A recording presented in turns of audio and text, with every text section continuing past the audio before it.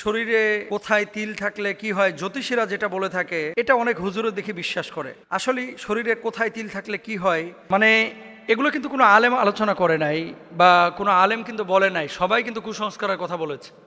কিন্তু জ্যোতিষীরা, গণকরা অথবা যারা লোকের কথা বিশ্বাস করেন, অনেক মানুষ আছে অনেকে অনেকভাবে বিশ্লেষণ করেন। দেখবেন কিছু কিছু মানুষ এরকম বলে থাকে যে কপালে তিল থাকলে নেতৃত্ব গুণ, সম্মান ও ভাগ্যের সঙ্গে যুক্ত বলা হয়। কারো কপালে তিল থাকলে নাকি নেতা হয়, নাউজুবিল্লাহ।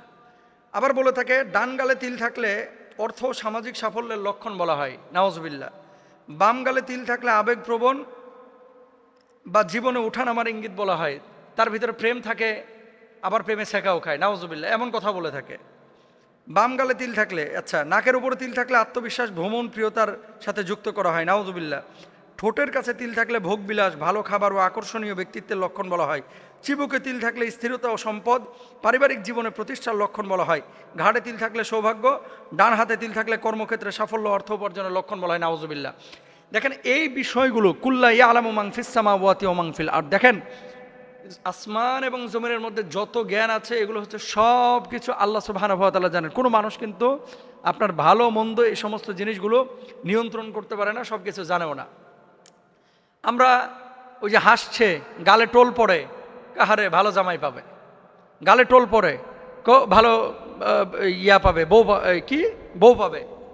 কপালে দেখবেন চুলের উপরে দুইটা ওই যে টিক্কা রয়েছে, কয় দুইটা বউ হবে, তো তিনটা টিক্কা রয়েছে, তিনটা বউ হবে। এই সমস্ত বিষয়গুলো হচ্ছে উপমহাদেশ আর আফ্রিকার কিছু অঞ্চলের কালচার, এবং এগুলো মানুষের প্রচলিত একটা ধারণা। সম্পূর্ণরূপে এগুলো ভণ্ডামি, সম্পূর্ণরূপে ভণ্ডামি। মনে রাখবেন আমাদের আকীদা হচ্ছে ওয়াল কদরি খায়রিহি ওয়া শাররিহি মিনাল্লাহি তাআলা, ভালো মন্দ সব কিছু এটা হচ্ছে আল্লাহ তাআলার পক্ষ থেকে হয়ে থাকে। তিলের সাথে যদি সম্পর্ক হয়ে থাকে, রাস্তায় বহুত ভিক্ষুক আছে যার পাছাতেও তিল আছে, পায়েও তিল আছে, কপালেও তিল আছে, তোর ভাগ্য ঘুরে নাকা। এগুলো বুঝতে হবে, তিলের সাথে ভাগ্যের কোনো সম্পর্ক নাই। আমি আবারও বলি, কপালে টিক্কার সাথে দুই বউ হওয়ার কোনো সম্পর্ক নাই। অনেক কপালে টিক্কাওয়ালা আছে যার বিয়েই হয় না, মেয়েরা এরা পছন্দই করে না। তো তার মানে কি বোঝা যায়, এগুলো আসলে হচ্ছে প্রচলিত কুসংস্কার, এগুলো বিশ্বাস করা যাবে না।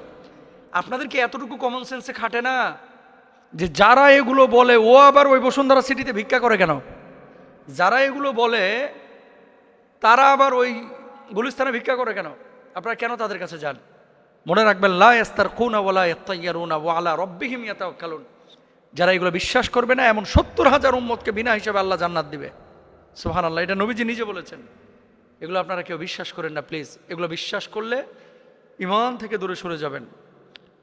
বিজ্ঞান বলতেছে শরীরের রক্ত জমাট হয়, স্ক্রিনের প্রবলেমের কারণে এই তিলগুলা দেখা যায়। আর আমাদের বাংলাদেশে এটা ব্যবসা, কয় বাম পায়ে তিল থাকলে বিদেশ যাওয়া যায়, বারবার বিদেশে যাওয়া যায়। অনেকের বাম পায়ে তিল আছে, পাসপোর্টই নাই, বিদেশ যাওয়া তো দূরের কথা। এগুলো বিশ্বাস করা যাবে না, আল্লাহ বুঝদান করুক, আমিন। বুয়েট থেকে এই প্রশ্নটি করেছেন এক ভাই, আল আমিন। উনি লিখেছেন যে মোহতারাম, মুসলিম বিশ্ব ধ্বংসের কারণটা কি? যে মুসলমানরা 732 বছর থেকে 700-750 বছর পুরা ইউরোপ শাসন করলো, গোটা দুনিয়া শাসন করলো, সেই মুসলমানরা কেন আজকে মার খাচ্ছে? এই যে মুসলমানদের অধপতনের কারণটা কি উনি লিখেছেন, ঠিকই লিখেছেন। একসময় মুসলমানরা সারা বিশ্ব লিড করেছে, গোটা ইউরোপ তারা লিড করেছে, আফ্রিকা তারা লিড করেছে, গোটা আরব তারা লিড করেছে। আজকে কোথায় হলো?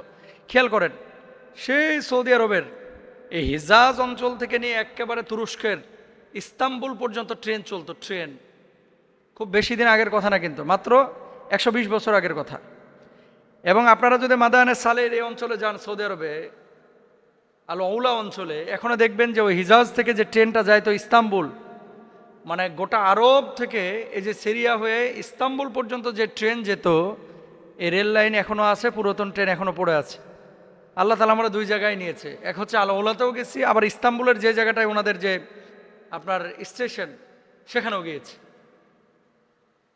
বলার মাকসাদ হচ্ছে যে এত কিছু থাকা সত্ত্বেও মুসলমানরা কেন এভাবে পরাজিত হলো, কেন মুসলমানরা ধ্বংস হয়ে গেল, মুসলমানরা কেন সব কিছু এভাবে হারা হলো? এক নম্বর কারণ হচ্ছে মুসলমানদের দুনিয়ার প্রতি আসক্তি, আল্লাহ বিমুখতা, তাকওয়া থেকে সরে যাওয়া। মানুষ অর্থের লিপ্সা, ভোগবিলাসিতা, আপনি তোপকাপি মিউজিয়াম সহ তোপকাপি প্রাসাদ যদি যেয়ে থাকেন, দেখবেন যে ভোগ বিলাসিতা তাদেরকে কিভাবে আচ্ছাদিত করেছিল। এ বর্তমান জামানাতে অনেক সাধারণ মানুষ, আলেমদেরকেও এটা পেয়ে বসেছে। এ প্রমোদ ভূত আলেমদের ঘাড়েও বসে পড়েছে। তো যারা আপনার ওরাসাতুল আম্বিয়া, তারা যদি এরকম ভোগ বিলাসিতায় নিমজ্জিত হয়ে যায়, তাহলে কি হবে?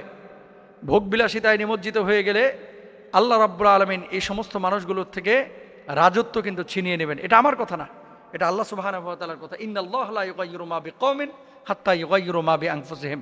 আল্লাহ তাআলা কোনো জাতির ভাগ্য পরিবর্তন করেন না যতক্ষণ পর্যন্ত নিজেরা পরিবর্তন না হয়।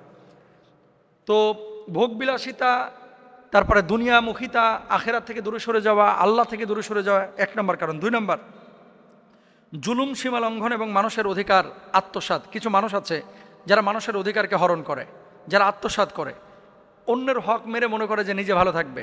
এগুলো মুসলমানদের ভিতরে যখন চলে আসবে, তখন আল্লাহ সুবহানাহু ওয়া তাআলা এই মুসলমানদের ধ্বংস করবেন। এই মুসলমানদের থেকে ক্ষমতা ছিনিয়ে নেবেন, তাদের প্রভাব ছিনিয়ে নেবেন। 3 নম্বর, অশ্লীলতার বিস্তার এবং মাদক দ্রব্যের প্রসার। অশ্লীলতা এবং মাদক দ্রব্য এটা যখন একেবারে ব্যাপক আকার ধারণ করবে, ইদা তাহাল্লাত উম্মতি খমসান ফালাইহিমুদ্দিমার ইদা যহরাত তালাবুন ওয়া শারিবুল খুমুর ওয়া লাবিসুল হারির ওয়াত্তাখাদুল কিয়ান। নবীজি বলেছেন, এই যে দেখেন জেনা, ব্যভিচার, মদ, এটা কিন্তু সমাজে এখন স্বাভাবিক হয়ে যাচ্ছে। আপনি জেনা থেকে বাঁচার জন্য বিয়ে করবেন, মানুষ বলবে বেটা বিয়ের বয়স হয়েছে, এখনই বিয়ে করোসকে, বিয়ের লাগে এত উতলা উস্কা, এমন বলে থাকে। ওই ছেলেটা আবার যখন হোটেলে গিয়ে জেনা করতেছে গোপনে, এটাকে সমাজ অতটা খারাপ দৃষ্টিতে এখনো দেখে না। কিছু মানুষ দেখে। আপনি প্রমাণ নেন।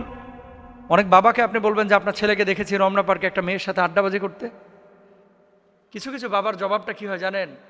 বাবারা বলে এই বয়সে একটু একটু এরকম করেই, এরকম অনেক বাবারা বলে। তার মানে সে এটাকে স্বাভাবিক করছে, অথচ ইসলাম এটাকে স্বাভাবিক না, অস্বাভাবিক হিসেবে ধরে। বি কেয়ারফুল, এই ধরনের পথ থেকে বেঁচে থাকতে হবে। এরপর আসেন আত্মীয়তা সম্পর্ক ছিন্ন করা এবং পারিবারিক কাঠামো ভঙ্গন।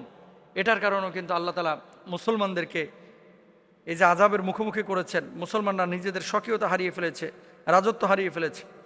সৎ কাজের আদেশ এবং অসৎ কাজ থেকে মুসলমান আগের মতো আর বারণ করে না। এখন সবাই নিজেকে নিয়ে খাও দাও ফুর্তি করো, দুনিয়াটা মস্ত বড়, খাও দাও ফুর্তি করো আর মরে যাও। এই থিমে যখন মুসলমানরা ঢুকবে, মুসলমানদের থেকে আল্লাহ রাজত্ব ছিনিয়ে নেবেন। সবশেষ যে বিষয়টি, দুনিয়া নিয়ে গর্ব করা এবং আখিরাত সম্পর্কে গাফেল হওয়া।